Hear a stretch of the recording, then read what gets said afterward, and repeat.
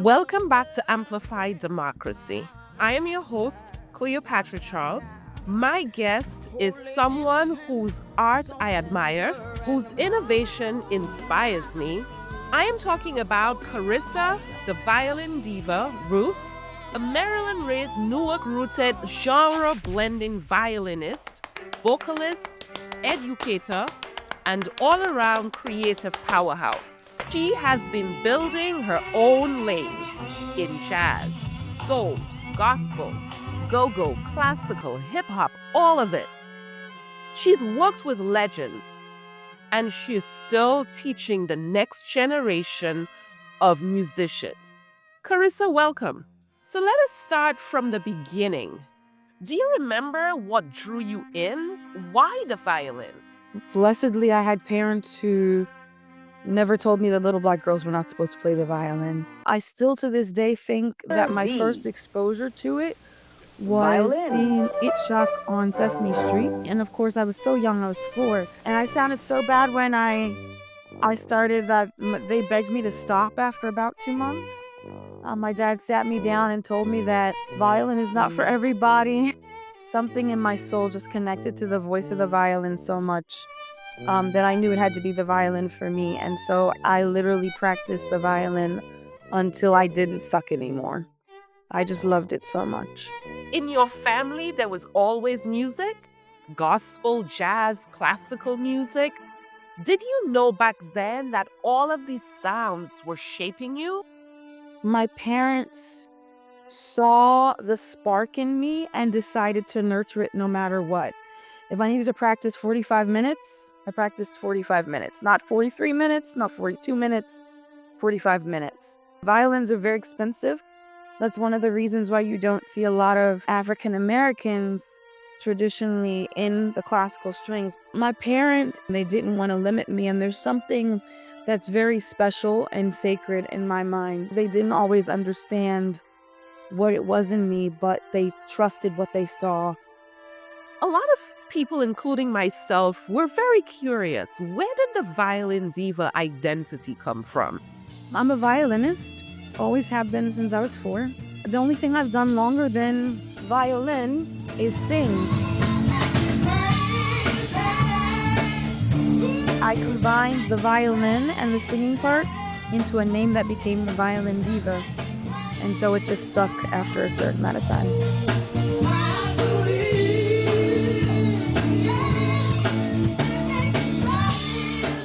Quincy Jones, Wynton Marsalis, Savion Glover, Common.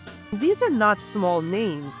Was there a moment in one of those collaborations where you thought, yeah, I can do this at any level? Because of the nature of New York City, which is very much a hustle town, and I have to constantly be on my game, perfecting my craft. You always have to be trying to be better, to improve, to be looking towards the next thing, the next opportunity, the next project, the next client. That's who we are as New York musicians.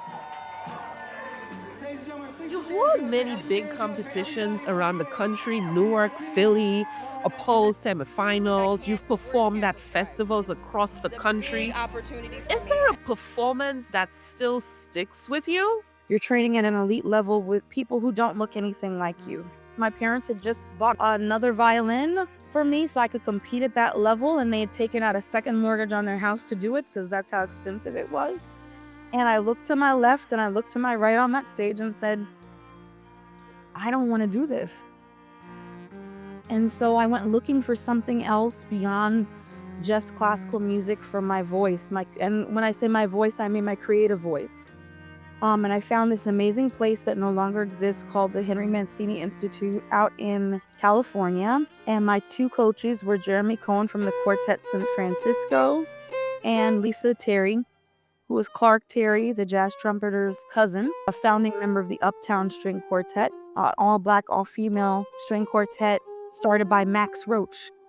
And they coached me all that summer, and they found out I could sing. And they said, well, do you want to sing a song with the band for this show we were having? And I said, sure. And sang Stormy Monday. It's an old Etta James tune.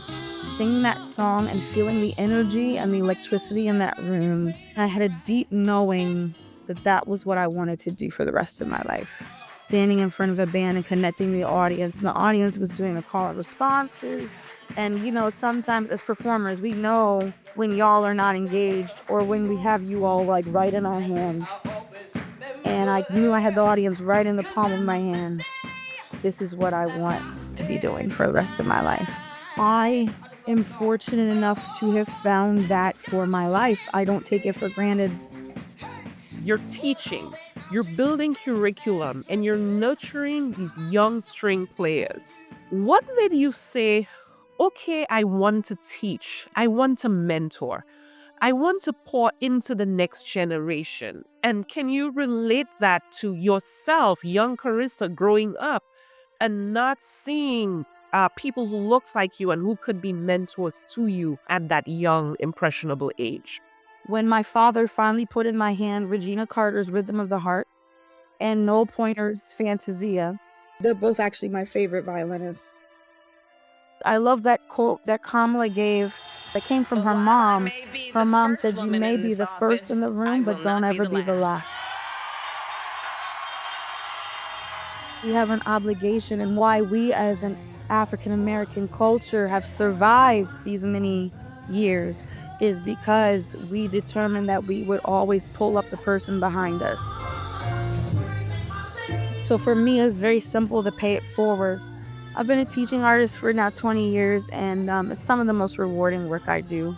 I was teaching about Louis Armstrong. In jail, he found his trumpet. One of the kids was like, he always has that classic face and he's always smiling. His life was so tough. Why was he always smiling? And I said, he chose to find the joy in his sorrow. So then you can make a choice for yourself too. And so it was just like that. You saw the light bulb go off. Your urban strings curriculum, I think that's a genius concept.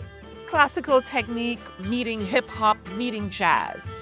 Working with kids all the time and having to explain technique and posture and hold, it does make your brain work and be like, well, why do we hold it like that? Is there a better way to do that?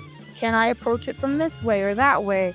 Maybe there's an easy way to get into that space and that and to conquer that passage. So it does definitely activate your brain on a constant basis to be problem solving and strategizing. And different instruments absolutely have different personalities that go along with them. Hyper analytical, super detail oriented, super in tune with your ears. There's a particular way we're wired. And so working and teaching with kids all the time definitely teaches me the fundamentals all again. It's like a refresher course every day on the basics again, and helps me be a better violinist for sure. So to me, when I listen to your music, it feels like liberation, like it's reaching back to tradition while pushing forward into something fresh.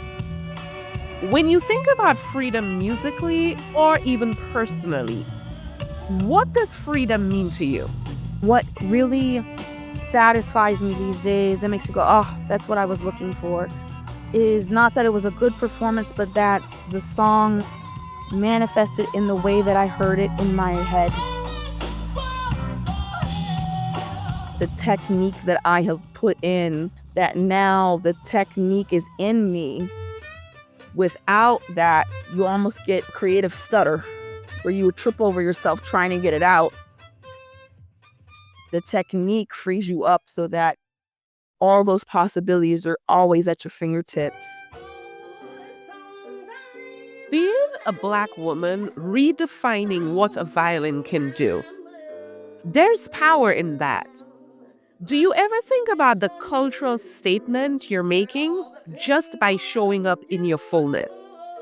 Being in a town that is so diverse as New York teaches you how to be fluent in many different rooms.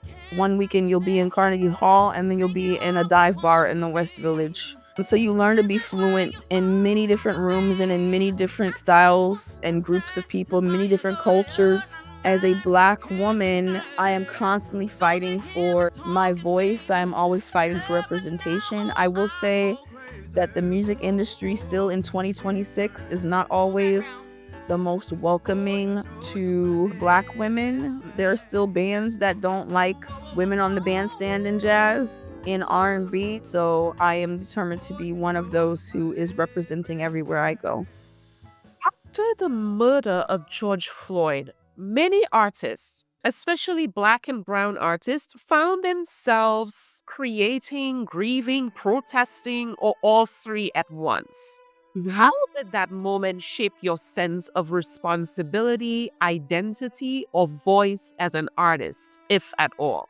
At the time, my son was very young, so I felt like I wanted to be out in the streets protesting, but couldn't. Unfortunately, George was just the latest name in a long litany of names. Ahmaud Arbery, Trayvon Martin, Emmett Till, Amadou Diallo. Two of my first cousins were murdered, and no one ever was held accountable for that. My oldest son, he was just really slamming his head up against the wall, and my baby boy looked exactly like Trayvon, even down to the dimple. They have the same dimple on the same side. We as creatives were definitely externally driven. I always choose to err on the side of hope, and one day maybe we won't have to carry that burden in the same way. It feels like we're stepping backwards. Conversations about diversity and equity are being pushed aside in a lot of spaces. The undercurrents that you're seeing present now, I've always been there. My mother integrated her school, one of two Black children in Southern Virginia.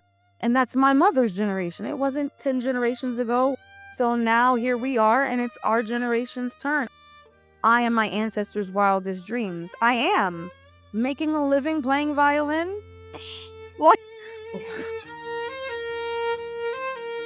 One of my songs that I did write in that season after George Floyd was a contemporary version of Inner City Blues, Marvin Gaye song. He could have written it last week, this song, but it's a 50-year-old song. That struggle has always been there. You carry that burden, but you also have the joy of our people as a culture, and you express both equally in your creative craft. From Fats Waller to Ella Fitzgerald to Louis Armstrong to Marvin Gaye to Luther Vandross. That's how we've always done it, and that's how we will probably always continue to do it. I really love reggae music and I love Bob Marley music.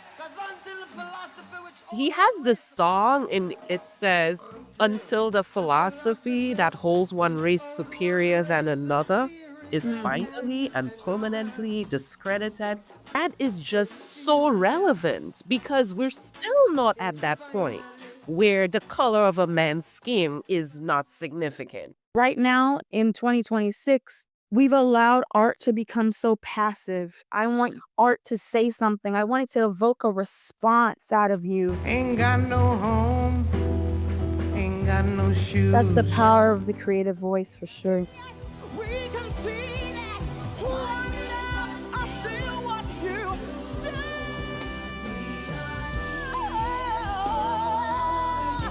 Come and do whatever you wanna do. Let's shift a bit and talk about where you're headed. So, what's next for you? I have some shows I'm building out. I have a string quartet show that I do called Strings Nation. So glad to be here. We are Strings Nation, which celebrates Black music but with a string quartet. I have an orchestra I've been working on called the Orchestra Obsidian. I am releasing a new EP called the Black Be Black EP. And it's a celebration of Black music through some of the songs that I've been working on for a few years. Where can people follow you? Where can people get your music? How can we stay connected and support what you're building? TheViolinDiva.com. My Instagram is _Violin Diva, and Facebook is Carissa the Violin Diva. Truly, this conversation felt like a reminder of what happens when talent meets intention and when innovation meets purpose. Your work expands what young musicians can imagine for themselves. Thank you for joining us. I'm Cleopatra Charles, and this has been Amplify Democracy.